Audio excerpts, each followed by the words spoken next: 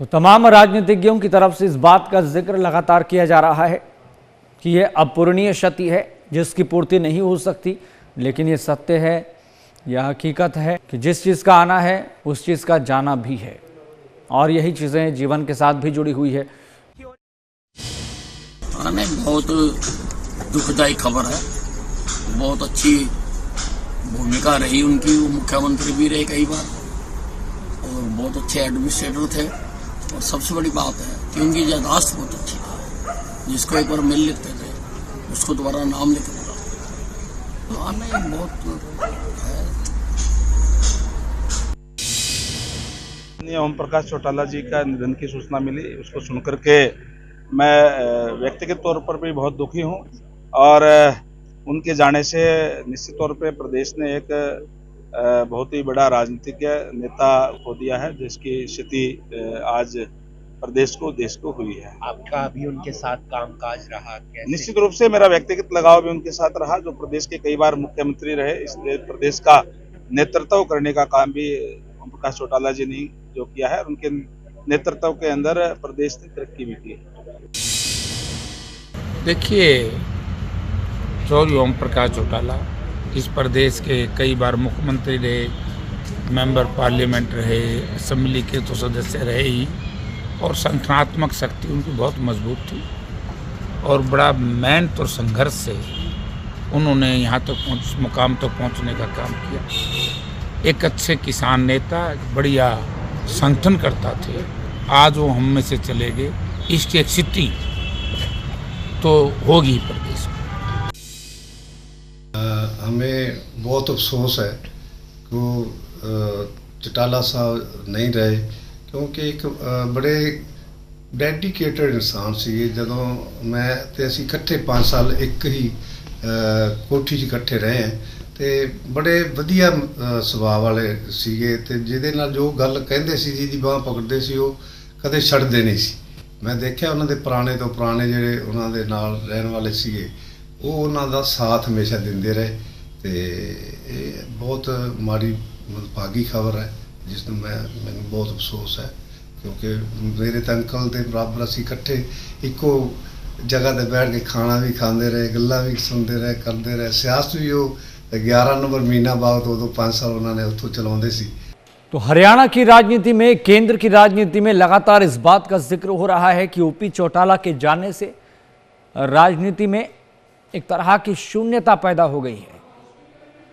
क्योंकि 1990 की बात हो, 1995 की बात हो, साल 2000 की बात हो, ये वो दौर रहा है जब राजनीति में उथल पुथल, हड़कंप और नेताओं के बीच इस तरह की होड़ कि प्रादेशिक राजनीति से लेकर केंद्र की राजनीति में खुद को स्थापित करना है।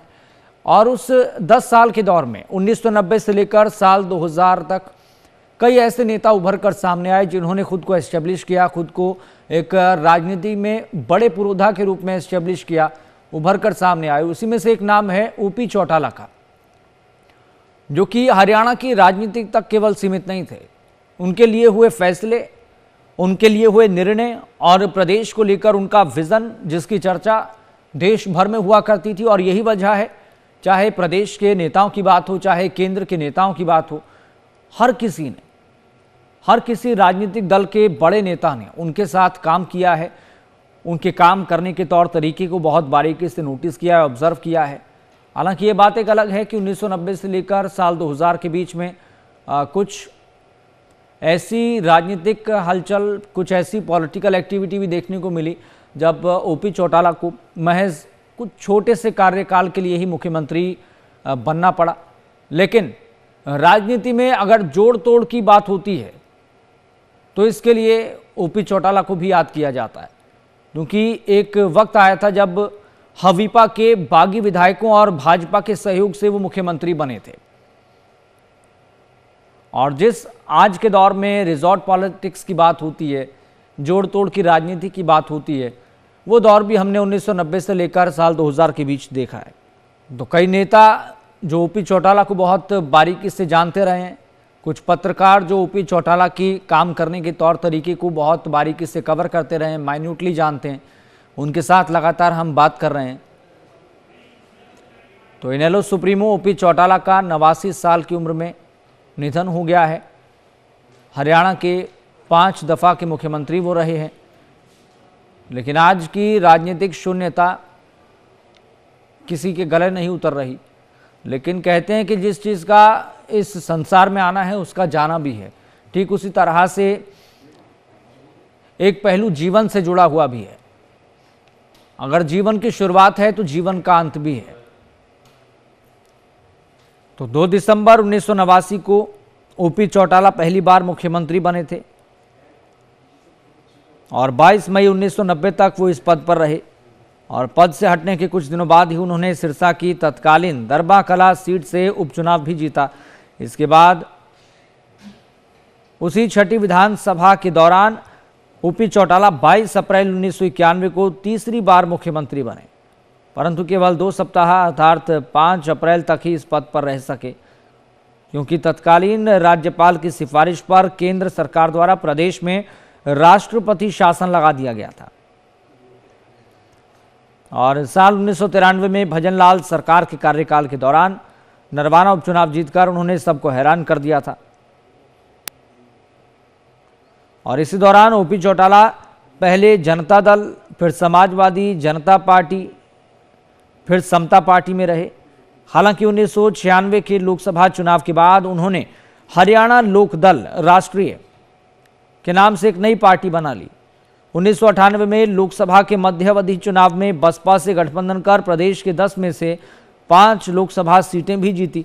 इसके बाद उन्हें मान्यता प्राप्त क्षेत्रीय दल का दर्जा हासिल हो गया था। तब ओपी चौटाला ने अपनी पार्टी का नाम बदलकर इंडियन नेशनल लोक दल यानी कि इनेलो कर लिया था। 24 जुलाई 1999 में चौटाला चौथी बार मुख्यमंत्री बने, जब तत्कालीन बंसीलाल की हवीपा भाजपा गठबंधन की सरकार से पहले भाजपा ने समर्थन वापस ले लिया, जिसके बाद हवीपा में ही फूट पड़ गई थी। हवीपा के बागी विधायकों के समर्थन और भाजपा के सहयोग से ओपी चौटाला उस समय राज्य के मुख्यमंत्री बने। हालांकि इसके दिसंबर 1999 में उन्होंने विधानसभा भंग करवा दी और विधानसभा चुनाव में 2 मार्च 2000 को चौटाला 5वीं बार मुख्यमंत्री बने। उस समय ओपी चौटाला पूरे 5 साल यानी कि मार्च 2005 तक मुख्यमंत्री रहे थे। हालांकि इसी कार्यकाल के दौरान साल 2004 के लोकसभा चुनाव भी आए, जिससे पहले इनेलो व भाजपा का गठबंधन भी टूट गया था। यानी कि ओपी चौटाला ने अपने दौर में कई राजनीतिक प्रयोग भी किए हैं। तो वो 15 साल का जो टर्म रहा 1989 से लेकर साल 2005, इस दौरान राजनीति में इस तरह की हलचल थी कि जिसकी कल्पना शायद ही उस दौर के कई नेताओं ने की हो, और इस तरह की कई एग्जाम्पल ओपी चौटाला ने सेट किए। क्योंकि अगर आज ओपी चौटाला का जिक्र हो रहा है तो सबसे पहले जहन में एक ही चीज़ आती है कि वो एक ऐसी राजनीतिक शख्सियत थे जिन्होंने प्रशासन पर भी एक तरह से नियंत्रण रखा, राजनीति में भी नियंत्रण रखा। और जैसे आज के दौर में बात होती है कुछ मुख्यमंत्रियों को लेकर कि प्रशासन इनसे संभल नहीं रहा, वो एक बेहतर प्रशासक नहीं है, लेकिन ओपी चौटाला एक बेहतर प्रशासक के रूप में भी खुद को स्थापित करने में कामयाब रहे थे।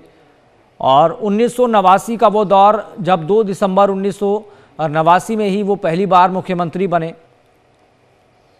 और वो दौर था जब मंडल कमंडल की बात हो रही थी, जातिवाद का विषय अपने आप में पूरे देश भर की राजनीति में चरम पर था। और ओपी चौटाला का जिक्र इसलिए भी क्योंकि किसान कमेरों की बात करनी हो, पिछले वर्ग को उनके हक दिलाने की बात करनी हो, प्रदेश में तेज़ गति से कैसे डेवलपमेंट हो, विकास के रास्ते पर प्रदेश कैसे आगे बढ़े, इस बात का जिक्र उनकी ज़ुबान पर हमेशा रहता था, लगातार रहता था। और लंबी दूरी की बात ना करें तो पिछले 1-2 वर्ष में ही अगर आप देखें तो चौधरी देवीलाल की पुण्यतिथि पर जब राजनीतिक जमावड़े बड़े बड़े देखने को मिले तो विपक्षी दलों को भी वो एक यूनिटी में, एक सूत्र में बांधने में कामयाब रहे। बड़े बड़े नेताओं का आना जाना हरियाणा की ओपी चौटाला के ख़ास तौर पर कार्यक्रमों में रहा, उनके संबोधन के इर्द गिर्द रहा। चाहे नीतीश कुमार की बात हो, लालू यादव की बात हो, ममता बनर्जी की बात हो, ये वो तमाम नेता हैं जिन्होंने ओपी चौटाला हो चाहे चौधरी देवीलाल हो, जिनके साथ काम किया है, जिनको बहुत बारीकी से नोटिस किया है, उनके राजनीतिक गुरु को सीखा है, समझा है कि राजनीति असल में होती क्या है, राजनीति के असल में मायने क्या होते हैं।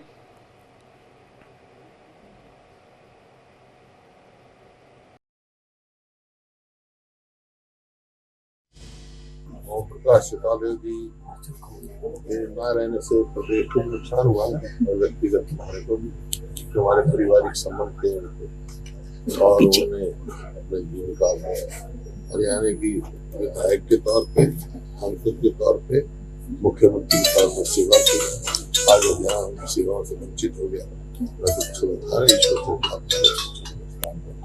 हमारे संबंध अच्छे थे और जैसे मैंने कहा हमारे पारिवारिक संबंध थे। उनके जो ताऊ जी थे साहब राम और मेरे स्वर्गीय पिताजी, उनके स्वर्गीय साहब राम जी जेल में भी इकट्ठे थे, तो सैलानी थे और कांग्रेस की राजनीति में बहुत लंबे समय तक साथ रहे।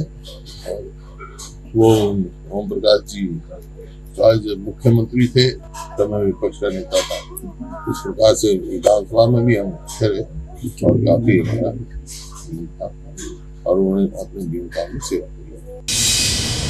जो उनका निधन बड़ी दुखदाई बात है। वो उन्होंने उस समय जब देश में क्षेत्रीय पार्टियों का उदय हो रहा था और उन्होंने हरियाणा की प्रतिनिधित्व की, हरियाणा में एक मजबूत क्षेत्रीय दल INLD की स्थापना की, उसके और लंबा समय हरियाणा की राजनीति का वो एक सिंबल बने रहे।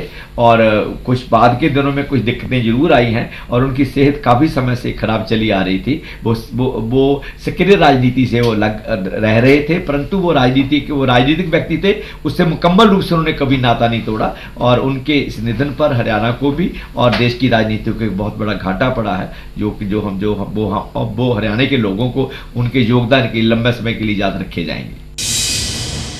देखिए, बहुत दुखद समाचार है और चौटाला साहब ने बड़ा लंबा समय तक हरियाणे की और देश की सेवा की है।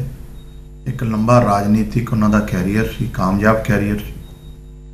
मैं परमात्मा अगे अरदास करदा कि चौटाला साहब को अपने चरणों च निवास देण और उन्होंने जिहड़ी राजनीति है उन्होंने परिवार अगे लैके जाए और परिवार को भी इस दोष की घड़ी च परमात्मा गुरु साहब जिहड़ा है बल बख्शण इस दुख को सहन करता। वो देखिएगा, मैं पहले उनके साथ मैंने काम किया है, देखो उनका देहांत हो गया, इसमें मैं गहरा दुख प्रकट करता हूँ। भगवान उनकी आत्मा को शांति। उनके जाने से एक बहुत बड़ा लीडर तो मैंने खो दिया है और जो उनकी कमी है वो मतलब पूरी नहीं हो सकती। तो भगवान उनको अपने चरणों में निवास करके उनको मैंने काम किया, मैं नेशनल पार्टी में काम, उनका पूरा मुझे आशीर्वाद रहा। मुझे उन्होंने राज्यसभा भेजने का काम किया, मुझे स्पेशल मेंबर मिला, तो मैं उनके पुनः गहरी संवेदना प्रकट कर। आज बड़े दुखद के साथ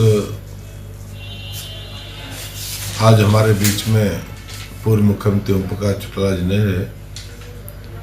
ऐसे नेता, किसान नेता, मजदूर, व्यापारी, इस प्रदेश के हितैषी मुख्यमंत्री रहे ओम प्रकाश चौटाला जी और अपनी बात को मनाने में सक्षम थे। चाहे NDA की सरकार रही उसमें शामिल रहे तो अपनी बात को मनवाने में रहे। तो मैं तो कहूँगा कि ओम प्रकाश चौटाला के जीवन से बहुत कुछ हमको मिला। कभी हारी बात नहीं करी और कभी कमजोरी की बात कभी उन्होंने लोगों के सामने नहीं रखी। ऐसे नेता प्रदेश, इसकी बहुत बड़ी हानि प्रदेश को हुई है, उसकी भरपाई नहीं हो सकती। मैं तो कहूँगा कि ऐसे नेता हमारे बीच हैं, भगवान अपने चरणों में उनको स्थान दे। मैं तो प्रभु से यही प्रार्थना करूँगा। ओम प्रकाश चौटाला जी का निधन एक बहुत ही दुखदाई समाचार है। ओम प्रकाश चौटाला जी ने हरियाणा के राजनीति में एक लंबा संघर्ष किया है। ओम प्रकाश चौटाला जी से मेरे निजी संबंध भी रहे, पारिवारिक संबंध भी रहे। चौटाला साहब ने चौधरी देवीलाल जी की विरासत को संभाल के रखा और हरियाणा की राजनीति के अंदर अपना एक विशेष स्थान बनाया। मैं प्रभु से प्रार्थना करता हूं कि उनको अपने चरणों में स्थान दे और परिवार को दुख सहने की ताकत